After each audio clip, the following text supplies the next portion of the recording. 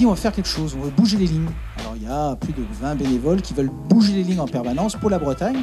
Et quand on a un président aux États-Unis qui dit qu'il va faire des murs, nous on va dire on va faire des ponts. Et cet assaut, c'est réellement ça, c'est de faire des ponts avec les États-Unis et comment le faire. Et on s'est dit, pourquoi pas faire un concours? Valoriser ces jeunes entreprises, ces jeunes entrepreneurs, ces jeunes startups bretonnes et les mettre une semaine en accélération aux USA. Ce soir, c'était le lancement officiel du Brace America Startup Contest, un concours qui emmène 4 startups aux USA, une semaine dans un accélérateur, mieux comprendre qu'est-ce que c'est de faire du business aux USA, créer sa filiale, les différences culturelles, rencontrer des investisseurs. On a organisé la soirée ici à Lorient, une soirée plein de keynotes, tables rondes autour de l'innovation, comment faire du business aux USA, mais aussi l'innovation en Bretagne. On a découvert avec des événements à Rennes et à Brest qu'en Bretagne Sud, il y avait des belles histoires à raconter autour de l'innovation. Et pour nous, c'était important de faire ça ici, en Bretagne Sud, à Lorient. Et beaucoup de fois, je suis en train de parler avec des start-upers qui m'expliquent que oui, nous, on va partir dans 2 mois aux US, on va louer un appartement, on va passer 6 mois et on va commencer à faire des business et ça va marcher comme ça. Et immédiatement, je dis arrête, non, fais pas ça. Il y a des organisations comme Brace America qui peuvent vous aider. Pour plein de startups, ça peut être une bonne étape d'aller aux US, mais tous les startups ne sont pas prêts. Donc ce soir, j'ai parlé de ça un petit peu, les différences entre les États-Unis et la France. Je suis vraiment ravi d'être là ce soir. C'était un événement extraordinaire et c'est la première fois que j'ai passé du temps avec l'écosystème startup bretonne et vraiment, je suis apprécié.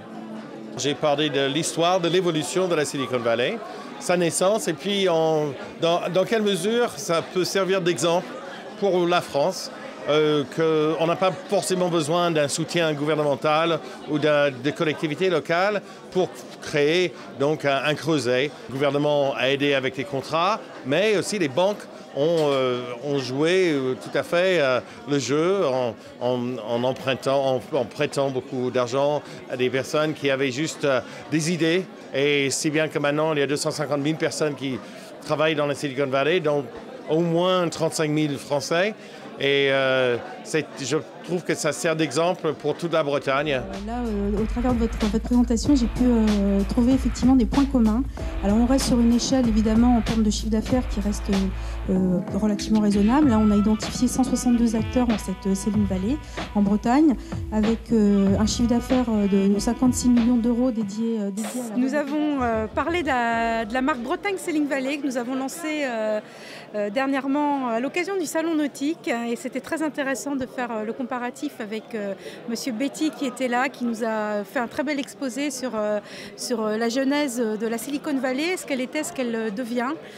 C'était très intéressant de faire une comparaison entre ce que nous vivons ici en Bretagne sur la filière voile de compétition que l'on a appelée Bretagne Silicon Valley et ce qui se passe aux États-Unis sur la Silicon Valley. Beaucoup de points communs et voilà, beaucoup d'intérêt aussi pour la suite. Je suis intervenue à une table ronde pour raconter un peu mon expérience Brace America. C'était une semaine de malade, on n'a pas arrêté, des rencontres incroyables. Je suis partie en juin 2017 parce que j'ai gagné le concours l'année d'avant pour une semaine d'incubateur chez Venture Out, donc tout le réseau de Charles et d'Anne-Sophie de Brace America, donc, et une semaine de dingue, des rencontres incroyables, que ce soit sur le juridique, des comptables, des sociétés avec des réussites là-bas, des ouvertures sur des réseaux différents, une façon de penser, une façon de pitcher, une approche, et puis surtout bien comprendre que c'est pas parce que ça a marché en France et qu'on réplique les modèles français que ça marchera là-bas. Il faut y aller avec beaucoup d'humilité et surtout il faut y aller. Il ne faut pas envoyer quelqu'un pour comprendre le marché, il faut y aller soi-même et prendre le pouls et tester et apprendre. Mais c'est le CEO qui doit y aller, c'est pas quelqu'un d'autre. Donc c'est hyper riche une semaine comme ça, c'est gagné.